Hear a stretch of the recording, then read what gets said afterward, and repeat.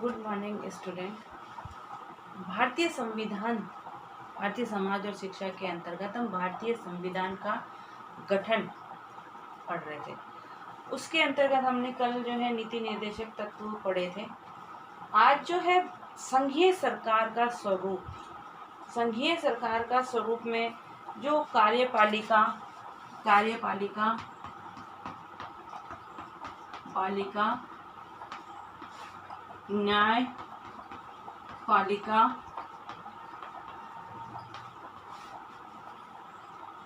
न्यायपालिका, व्यवस्थापिका,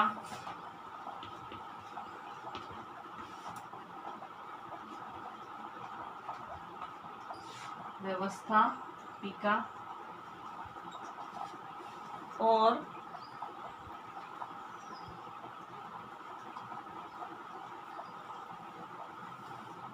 आती है ना। तो कार्यपालिका और ये जो है संविधान निर्माताओं ने क्या करा, जब संविधान का निर्माण किया गया था तो भारत के संविधान निर्माताओं ने भारत में एक संघीय शासन की स्थापना की थी। और संघीय शासन की स्थापना जो है, संघ एक निर्मित राज्य होता है।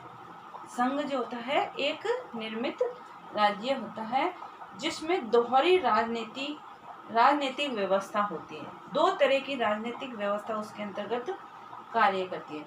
प्रथम संघ की और दूसरी इकाई राज्यों की होती है। मतलब केंद्र और राज्य, इससे मतलब एक केंद्र सरकार एक राज्य सरकार, दोनों मिलकर कार्यों को चलाती है। मेन दायित्व केंद्र का होता है और राज्य सरकार उसके प्रति उत्तरदायित्व होती है। अकेली केंद्र सरकार संपूर्ण भारत के जो है नहीं चला सकती। उनकी सहायता के लिए राज्य के अंदर जो है उपराष्ट्रपति और राज्यपाल और मुख्यमंत्री की नियुक्ति होती है। वो चुनाव के माध्यम से वो भी चुने जाते हैं। तो भारतीय संविधान में वे सभी तत्व मौजूद हैं जो एक संघीय संविधान में पाए जाते हैं। भारतीय संविधान में संघ एवं राज्यों की शक्तियों में विभाजन की व्यवस्था है।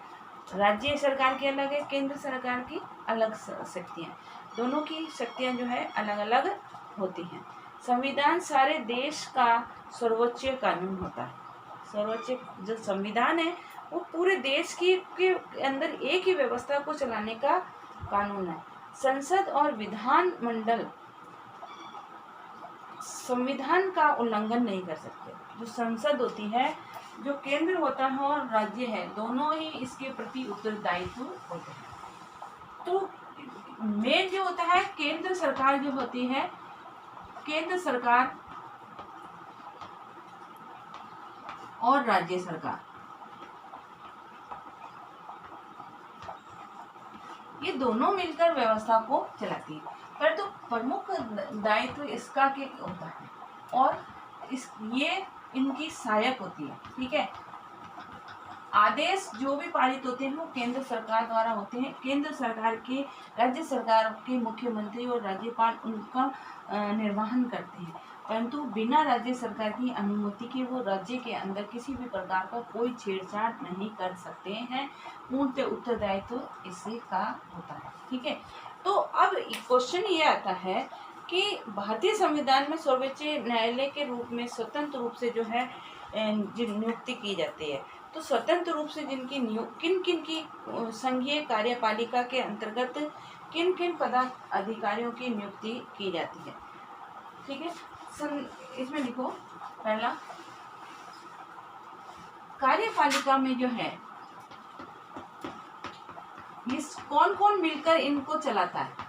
कार्यपालिका ना, इनको जो केंद्र और राज्य की सरकार है उनको चलाने में कौन से पदाधिकारी है जो इसको करते हैं। तो पहला जो आता है राष्ट्रपति।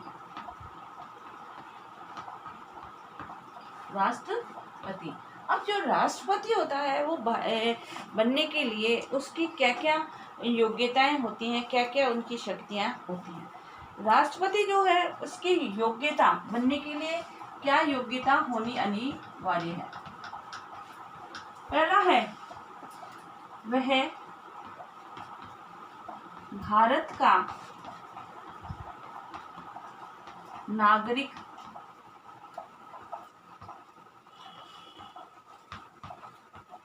होना चाहिए, कि राष्ट्रपति बनने के लिए उसको भारत का वो नागरिक होना चाहिए। यदि वो भारत का नागरिक नहीं है तो राष्ट्रपति पद के लिए वो जो है आवेदन नहीं कर सकता, उसके लिए वो चुनाव नहीं लड़ सकता है। दूसरी है उसकी आयु जो है, उसकी आयु 35 वर्ष से अधिक ना हो। 35 वर्ष से अधिक उसकी उम्र नहीं होनी चाहिए। 35 वर्ष तक के जो भी होते हैं वो इस 35 वर्ष से अधिक ना हो। ठीक है। तीसरा है वह किसी ऐसे पद पर ना हो जो संघीय अथवा राज्य सरकार के अंतर्गत लाभ प्रदान करने वाले हो।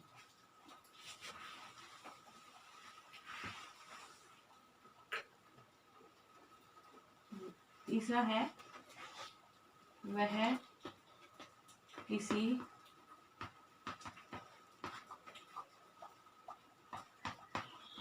ऐसे पद पर न हो जो लाभ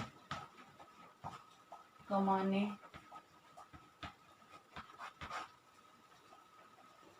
वाला हो। मतलब कुछ उस पद पर आसीन या ऐसा लाभ प्राप्त पद नहीं होना चाहिए। चौथा है उसमें लोकसभा का सदस्य होने की योग्यता हो। चौथा है उसमें लोकसभा का सदस्य बनने की योग्यता हो। लोकसभा के सदस्य बनने के लिए जो योग्यता होती है वो सब इसके अंदर होनी अनिवार्य है। पांचवा है संसद या विधान मंडल का सदस्य ना हो। पांचवा है वह संसद व विधान मंडल का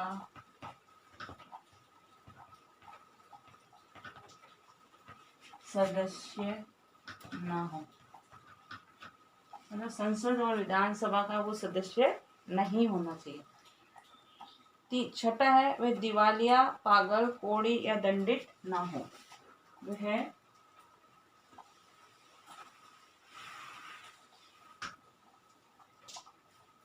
छठा है वह दिवालिया, पागल व कोढ़ी न हो। ये राष्ट्रपति बनने के लिए योग्यताएं हैं। जो एक राष्ट्रपति का चुनाव जो लड़ता है उसके अंदर ये योग्यताएं होनी अनिवार्य है, जब भी वो राष्ट्रपति का चुनाव लड़ सकता है, अन्यथा वो राष्ट्रपति चुनाव के लिए योग्य नहीं होगा। कल हम इसका करेंगे कार्यकाल और निर्वाचन, किस प्रकार से इसका निर्वाचन होता है, इसका कार्यकाल कितना होता है। राष्ट्रपति का कार्यकाल 5 साल का माना जाता है, पर बीच में भी जो है हटाया जा सकता है। राष्ट्रपति पद की योग्यता बताइए। साथ ही घर में रहिए, सुरक्षित रहिए, जब भी घर से बाहर निकले मास्क लगा के निकले, सोशल डिस्टेंसिंग का पालन करें। Okay, thank you.